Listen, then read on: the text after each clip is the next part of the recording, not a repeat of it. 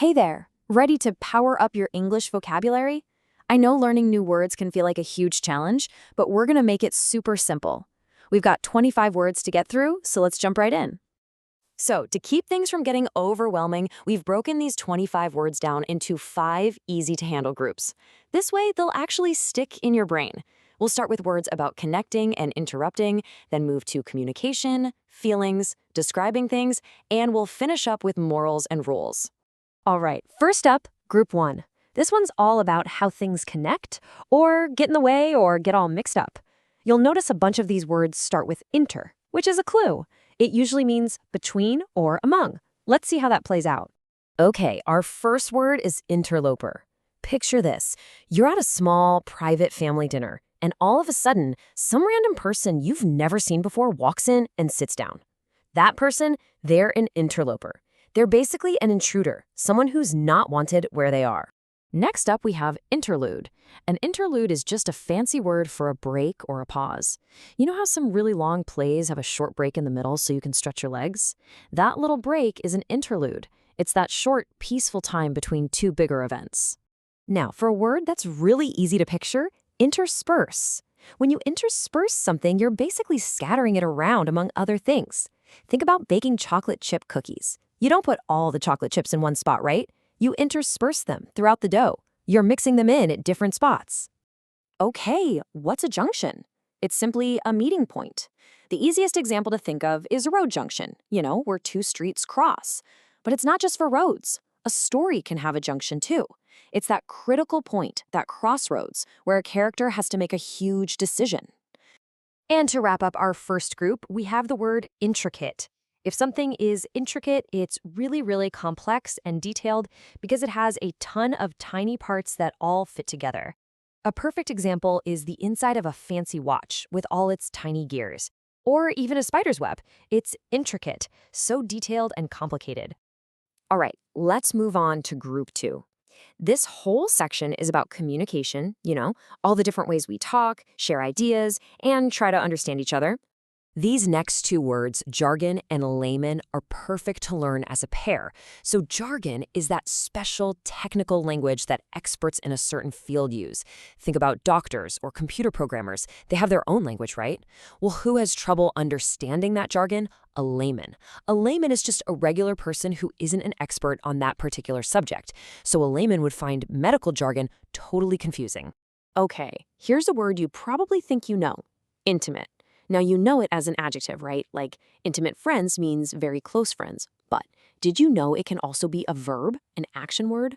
Let's figure out what it means when you intimate something. So here it is. When you use intimate as a verb, it means to hint at something or suggest it without actually saying it out loud. You're being really subtle. For instance, if your friend doesn't say, "I'm quitting my job," but he keeps talking about how unhappy he is, he's intimating that he's going to leave. It's a very indirect way to communicate. Next up is invoke.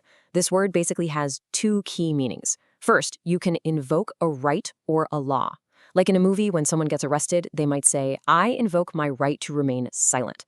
They're using that rule for protection. The second way is to invoke a spirit or a god, which means you're calling on them for help. So in both cases, you're calling on some kind of higher authority. And the last word for our communication group is litany. A litany is basically a long, repetitive, and super boring list of things, usually complaints. Imagine someone who just goes on and on with a list of all their problems. My boss is mean, the traffic was bad, my coffee was cold. That whole long, tedious list, that's a litany of complaints. It just feels like it goes on forever. All right, time to switch gears. Let's dive into Group 3. This one is all about feelings, moods, and, well, fun. We're talking everything from pure happiness to major anger and even that can't get out of bed feeling. Let's kick this section off with 3 fun, positive words that all start with J. First, a jaunt. That's just a short trip you take for pleasure, like a quick weekend jaunt to the mountains. Then we have jocular. If a person is jocular, they're funny, playful, and always cracking jokes. And finally, jubilation. That is the massive feeling of pure joy and celebration, like what fans feel when their team wins a huge championship. So we've got a trip, a personality, and a feeling. Okay, now for 2 words that are pretty much complete opposites. On one hand, you have listless. When you feel listless, you have zero energy. You're just blah. It's that heavy, tired feeling you get on a super hot summer day. On the other hand, we have livid. If you're livid, you are absolutely boiling with anger. We're talking furiously mad. So listless is no energy, and livid is a whole lot of angry energy. And we're on to group 4. These next few words are fantastic for making your English sound way more descriptive and colorful. They're all about describing the qualities of things. Okay, 3 really useful adjectives here. First, interminable. Something that's interminable feels like it's never going to end. Think of the most boring lecture you've ever been to.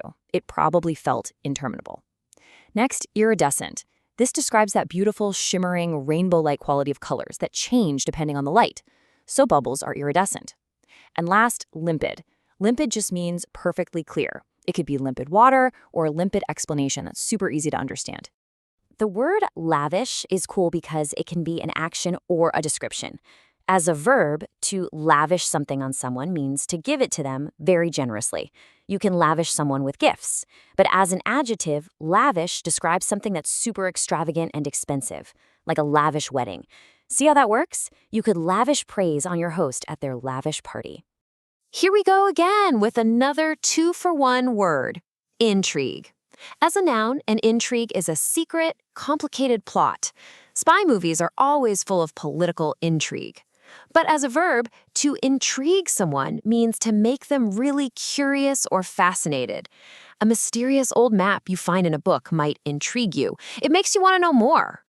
And just like that, we've made it to our 5th and final group. These last few words are all about morality. You know, right and wrong, the rules we live by, and what happens when those rules get broken.